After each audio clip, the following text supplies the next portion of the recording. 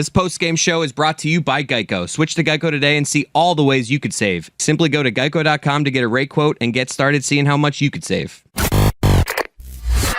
Yo, Hosmer's still a Royal. I don't care what anyone tells me. Forever. He's a Red Sox now. Hosmer sucks, and he is by far the best first baseman the Red Sox have had in about 4 years. Why can't your team catch anything? Great question, Dan. They catch L's. Don't know. But is this as laughable a defensive thing as you've seen in your lifetime, caring way too unreasonably about the Red Sox, where you guys keep looking up in the air and can't catch pop-ups? It is. I have attended probably 200 youth baseball games from the time my son was 7 until the time he's now 14, and I don't think I've seen a worse defense on any baseball field anywhere than the Red Sox in July. It was truly shocking. Like the ball, they did the thing that like 7-year-old teams do, which is the ball goes straight up in the air and they all like run around for a while. Then the ball just lands between them and they just look at each other like, oh, thought you had it. They're professionals. These are professional baseball players. It's shocking how bad they've been in July. I really admire end of their season. Mike Schur's baseball analysis, and I don't actually want to do this with him and dork out on baseball every time that he calls in, but he has agreed in his precious time to call in every day until he gets tired to do a stat of the day to help us with our daily content burden. And so you doing, is this, he sends these to me all the time. And the last one he sent me was an amazing one on Shohei Ohtani. Is this one where we're going, or you can just keep producing these forever? I have 3 for you. You can pick. Wow. I have that Shohei Ohtani stat. I have a Matt Carpenter stat, and I have a Vin Scully stat. What do you want? You want to spin the wheel, or do you want to just pick one? I'm fine doing this. I'd like to introduce this new segment to our audience, and may it live 1,000 days where you call in with a stat, but you're over prepared for the first one. I can speak on behalf of everyone. No one wants the Matt Carpenter one. Okay, I think it's pretty good. Carp. It's pretty good. Which one do you like best before we get to it? I like all of them. I like all baseball stats. I can't pick. It's like choosing among my children, Dan. Start of the day, start of the day. It is the start of the day. Start of the day, start of the day. It is the start of the day. Start of the day, start of the day. It is the start of the day. Start of the day, start of the day. It is the start of the day.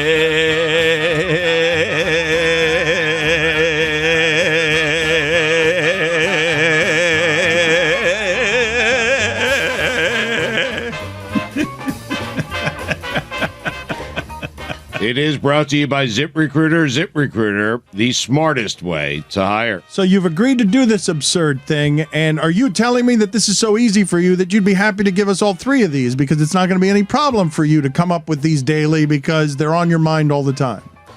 That's correct. All right. All right. Well, go ahead and give us all 3, and we will decide which is the best of these. Seem that busy. I mean, folks, in 1949, Ted Williams won the Triple Crown. He had a .650 slugging percentage and a 1.141 OPS. This year, 36-year-old Matt Carpenter, who was essentially out of baseball, was cut by the Rangers, decided to give it one more shot with the Yankees, has a .791 slugging percentage and a 1.226 OPS. So he's the best player ever. That's right.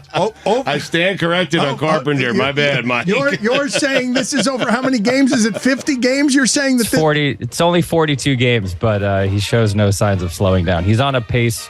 He would hit, if he kept this up for a full year, he'd hit like 60 homers and win the Triple Crown. It's funny because I have a Ted Williams stat of the day as well, courtesy of Tommy Heinsohn. Said about Bill Russell, look, all I know is the guy won 2 NCAA championships, 50-some college games in a row, the 56 Olympics, then he came to Boston and won 11 championships in 13 years. And they named a tunnel after Ted Williams. But that's Boston. Splendid splinter. Mike, go ahead and defend your region and eulogize Bill Russell, who you also loved, though not perhaps as much as the great Ted Williams tunnel. No, I love Bill Russell just as much, if not more. In fact, when I was at SNL, there was this big NBC had like a 75th anniversary special that I worked on in 2001, I think. or 2002, and everyone from every show that NBC had ever made came. Like the cast of every single show you can think of that's ever been on NBC. Night Court? And all the Night Court, St. Elsewhere, Cheers. All of Misfits of Science? Every show. Misfits of Science showed up? heavy hitters. All heavy hitters showed up. Alf was there, folks. Alf was there, okay? And the for some sad reason, also Bill Russell was there. And the only person that I cared about meeting or talking to was Bill Russell. And my friend Robert's from Massachusetts, and I went up and just genuflected in front of Bill Russell. And it's the most nervous I've ever been to meet anyone in my entire life. I shook his hand and my hand was shaking. Like it was a life-changing moment for me. Punky Brewster was there. I don't know, man. Sure, Punky Brewster is there too. I'm just saying, you just said every show. I mean, the second stat of the day is, and you were wrong, Stugotz, about Carpenter, right? I was wrong. He's been Ted Williams this season. Yes. What is that? I mean, do it for a full season. Yes, of course. But that's just baseball? Is that it? Like, or it's one of the weirdest things you've ever seen in your life? He rebuilt his swing. That's what he keeps saying, is that he sought help from various people and rebuilt his swing, and the Yankees took a flyer on him. And every time the Yankees take a flyer on anybody, they turn into Ted Williams. So it's not like it was surprising. Well, you say that, but Joey Gallo was broken. Like you keep saying that, and Joey Gallo believe they traded him. Stunk for them. Yeah, and then they traded him to the Dodgers. Why would anyone take Joey Gallo? I don't understand this. It's absurd. And they didn't give up anything. They give up a double-A pitcher who's okay.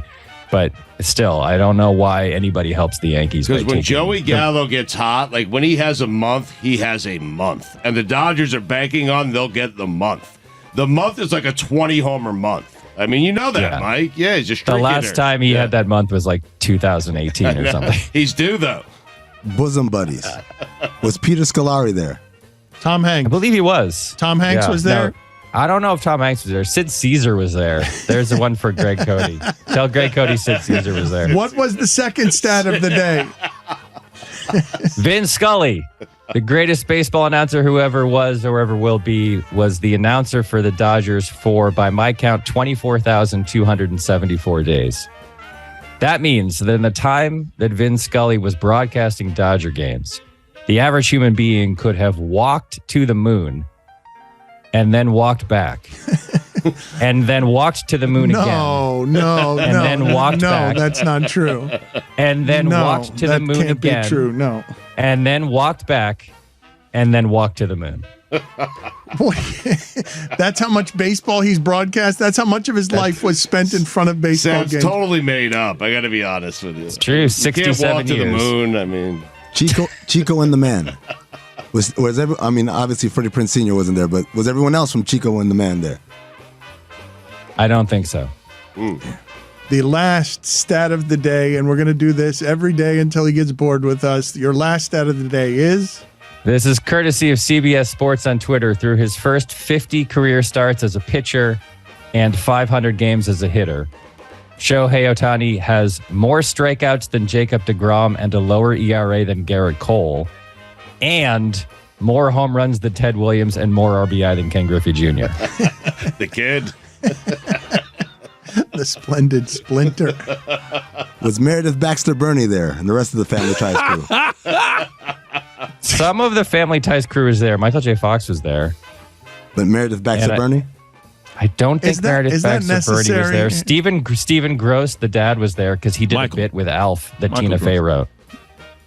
Alf was actually there. Michael Gross. Somebody was walking around with the costume, or not the costume, the hand puppet of Alf. No, it was a costume. Alf costume. This isn't really a stat, but it's an anecdote. So the SNL Studio at H at Rockefeller Center is very, very small.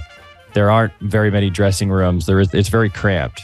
It's only about 250 seats.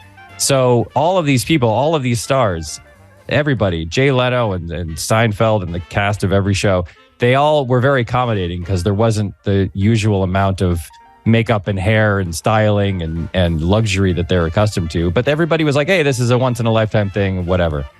Everybody was very, very nice. The only person who was a pain in the ass was the Alf guy. Oh no! Of course. The Alf guy, the guy who operates Alf demanded his own dressing room and a separate dressing room for the puppet. That's great. That's an unbelievable story. Yeah. The Stugotz of the Puppet Kingdom.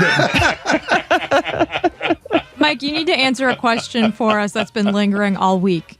Do we still have a sweeps week in TV? Oh yeah. Yeah, I heard you debating this. There is still sweeps. Yeah. It is still a thing. Is it in May still? There's 3 of them. There's one in November, one in February, and one in May. It's the way that the companies set ad rates for the following year. Their ratings during that. It's why the Super Bowl moved to February, because Super Bowl used to be in January. Mm-hmm. And then the networks realized that if they move the Super Bowl to February, then the enormous audience would count as a sweeps month audience. You guys sounded so they moved it to February. So unsophisticated the other day when you guys were talking I am about promising you, Schur, that we will get you in and out in the future, but I do have a couple of questions for you because you're very smart on the business of television. And it seems to be changing at a crazy rate of speed, and I wanted to get some trade deadline stuff from you. But from now on, going forward, it'll just be stat of the day. My Two Dads. With the guys from My Two Dads there.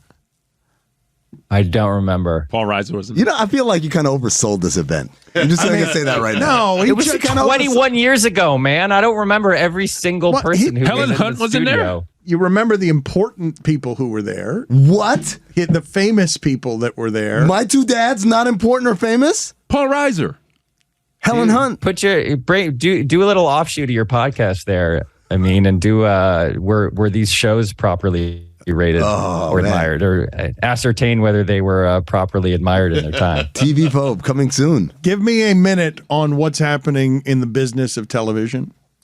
You're gonna hear news today that a lot of layoffs are coming at HBO Max and the Warner Media Empire because it was bought by Discovery. Which is crazy to say, that Warner Brothers, movie studio, TV studio, HBO, all that entire conglomerate, which is responsible for some of the best entertainment in history, was bought by Discovery, which no one really thinks of as a major player. They took on an enormous amount of debt to buy it from AT&T, and as a result, they're $57 billion or something in the hole, and they have to slash costs. And you're about to hear news, I think, in a couple hours that they're laying off a ton of people, and it's terrible because HBO Max, for my money, is maybe has the highest quality stuff of any of the new streaming services, and they're going to get hammered because of corporate debt requirements for to lower their debt for Wall Street. And that's sort of happening all over, a lot of these, you read yesterday that Batgirl, the movie that was made for HBO Max, $90 million movie, they're just never going to air it. They would rather take it as a tax write-off by never airing it. Well, explain some of this stuff to me, because they did get rid of it, and they said it wasn't because of confidence in the directors. They said it wasn't because confidence in the quality. They said it needs to feel like a blockbuster, and now a whole bunch of Warner Brothers stuff is about to disappear. And I think the news that's about to break is 70% of HBO Max is about to disappear. That's the rumor, that HBO Max is essentially going to be folded into Discovery Plus, which is their streaming service, and that all of the existing shows that they want to keep are going to be folded under the HBO mothership umbrella. I don't know. I don't work for that company. I have one show, Hacks, that's that I produce that's there, but it's there. This is happening a lot. These giant projects are being shuttered, or they would rather literally not air them. My friend has a TV show called Chad, where they made an entire season of the show and then just said, we're not going to air the season of the show. We're just going to bury it and put it on a shelf, because they would rather take the tax write-off as a loss than air the show. And it's sad. It's like, this is what happens when the ruthless Wall Street capitalism stuff takes complete dominance over the actual creative endeavors that are being made. And it's happening not just at that company, but at a lot of companies. So it's a bummer, man. It's like they make good stuff there, and the executives who work there are very talented, and they're very good at what they do. And in the short time that HBO Max has been around, they've made a lot of really good shows, and now they're going to apparently be gutted. And it's It's just a unfortunate result of this kind of intense merger and acquisition stuff that's going on. This battle for size and power in this new industry. And I don't know, there's no, the first domino to fall was when Netflix announced that they had lost subscribers for the first time ever. Their stock went down like 70%. I think that put the fear of God into everybody. And now they're all scrambling and they're all trying to cut their losses. And it's bad for people like me and anyone who likes good content. I don't want this to sound like this is the cost of doing business, but a lot of this just sounds evil. Between what happened here and what happened with the CNN streaming platform, this is bad. This is really bad. Yeah, man, I don't disagree. I think that everybody has always known the deal, which is that, as my friend John Rigi used to say, like, we're all just selling light bulbs. This is how old this is. When GE was running, NBC, it's like, we're all just selling light bulbs. But we get that this is commerce and that it's not a pure expression of artistic creativity. This is capitalism, and the downside of it, the upside of it is that you get to make stuff. The downside of it is that when the capitalism takes over or there's a downturn in the economy or whatever, they don't really care about the content. They care about survival and they care about their stock price and all that sort of stuff. And so they get really, really harsh with cutbacks and layoffs and everything else, like any company does. So all of this, all this massive expansion that you've seen since roughly 2010 or 2011, when Netflix started becoming an actual content creator instead of just a place you went to watch reruns, that has been unfettered expansion for 10 years, and now it's contracting, and it's going to be bad for people who like to watch shows because there's going to be fewer of them, and they're going to be pretty ruthless, I think, when it comes to laying people off and cutting back. Mike, what's next then? Because we were promised that this advent of streaming technology, more options, and you didn't have to go through the traditional gatekeepers. And now what we've just described sounds like, well, we're back to square one. So what's the next evolution? The next evolution is more, I would guess, I don't know, but I would guess that there's more consolidation. I think you'll read that some of these places that are struggling, Netflix has like 55% market share or something in the streaming world. Like more than half of people in America have used Netflix, which is crazy. That's an extreme outlier in terms of penetration for any company. And everybody else has been struggling to try to keep up. And I think you'll see more mergers. I think there's places like Paramount Plus, Peacock, which is my hometown streamer at NBC.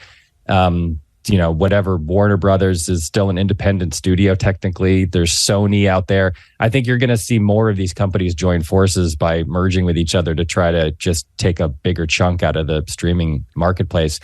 But also what's happening is that people are, the economy went south starting with the pandemic. It's recovered a little bit, but then it's been stumbling and kind of meandering along. And for the first time since 2011, there are people who were looking at their finances and thinking like, well, what can I cut back on?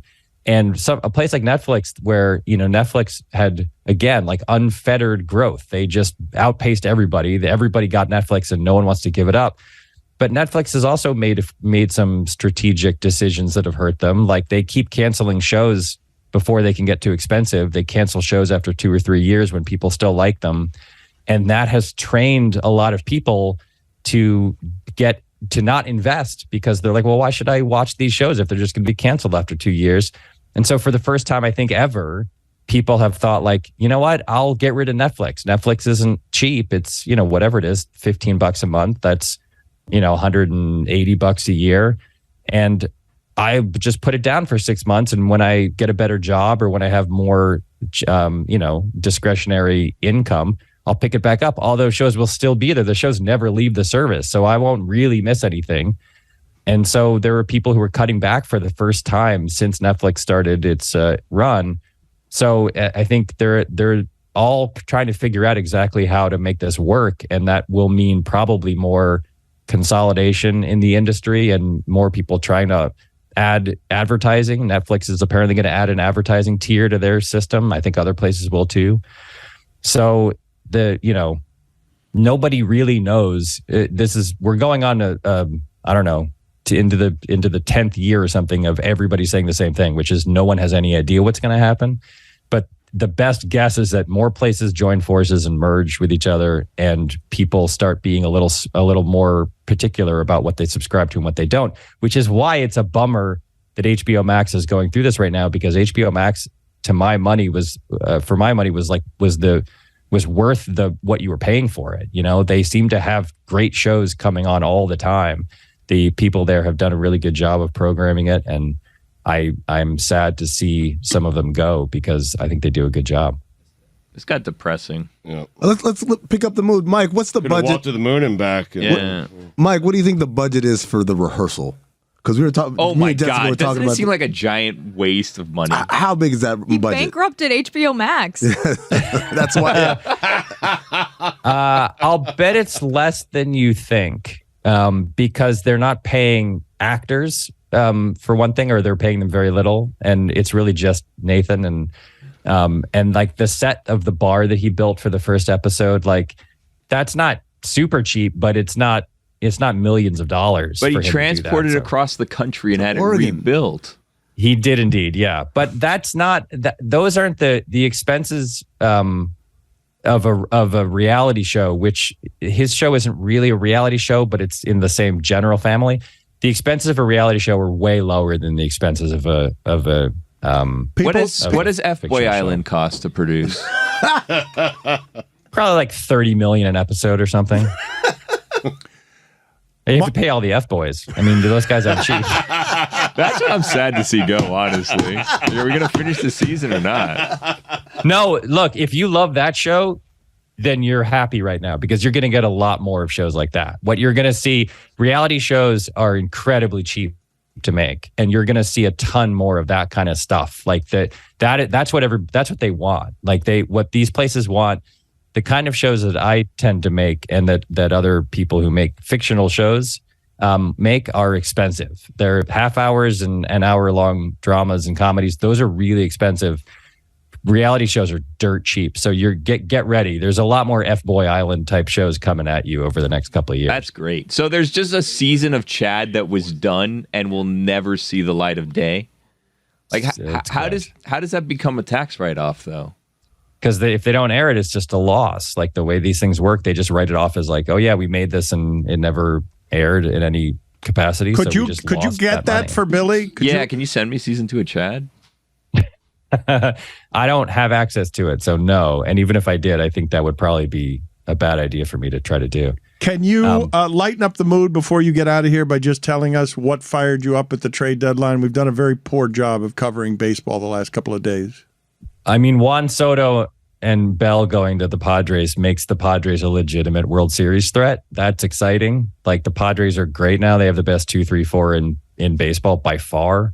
I was a little bit annoyed that the Mets didn't do anything because I feel like the Mets, Stugotz's beloved Mets, are a legitimate contender for the first time in a really long time. Yeah. And I think I don't have any inside information on this, but my gut says they were after either JD Martinez or Nate Eovaldi from the Red Sox, and they thought the Red Sox were going to blink.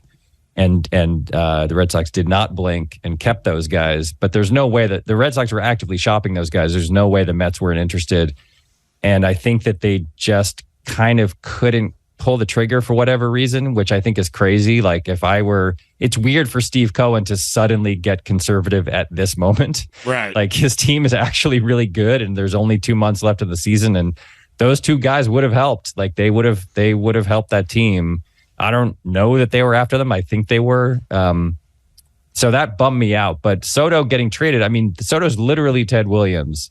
And Ted Williams doesn't get traded at 23 with 2 years of team control left. So the fact that the Padres picked him up means they're for real. Their farm system is so good. They traded 5 of their top prospects. They still have like 4 guys or something who are ranked in the top 100 prospects in the minors. And, well, actually, I think they have maybe 2 or 3. But they're a legitimate threat. If they play the Dodgers in the playoffs, they could beat the Dodgers now. Like they could legitimately threaten any team. And there's a for the next 10 years, Mike. I mean, if they stay healthy, well, right. if they sign Soto, that's the thing. Like they've got him for 2 more years. They have to sign him because they've got Machado locked up forever. They've got Tatis locked up forever. They'd have to sign Soto. But San Diego's an awfully nice place to live and play, and he might want to stay there. I don't know. But they'll have to pay him $500 million if they want to keep him. So who knows if they decide to do that. Samson was on with us earlier, and we got to play the Vin Scully baloney sound, Bologna in his face. Bologna. Because tell me if I'm wrong here, because he very often on transactions, I feel like he thinks he knows more than he does. And so we hit him with this. Bologna. On the commentary, I said to him that the trade that the Brewers made, that Hader, you're not going to replace what Hader has been. You might get something close, but you will never again have what Hader was, no matter what you think of your prospects. Am I wrong?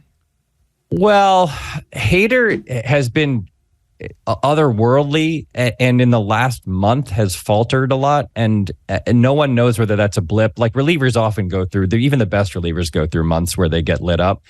So it's unclear whether the league has figured him out or whether this is a temporary thing. I think it's awfully hard to replace guys like Hader. Yes, but I don't necessarily think. I mean, look, the league right now is littered with guys. I talked about this last time I was on your little show here. The league is littered with relievers you've never heard of who throw 99 or an unhittable. The Cardinals have like 4 of them. And so I don't know that you'll never replace that guy, but it was a strange move for a team that's leading their division to get rid of that guy. Mike, you know what the Padres are doing, right? I mean, you've done weekend observations. What do you know mean? what they're doing. What do you mean little shows? Little shows. I mean, I'll have you know, Cinco alone did 1 million downloads in the last 3 months. Number 1 on the chart.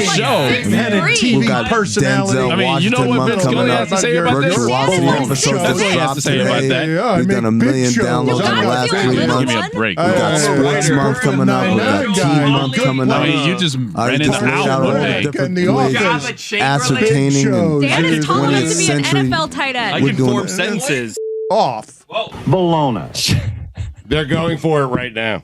What line tickled you in there? What'd you hear? Billy saying Jabba Chamberlain.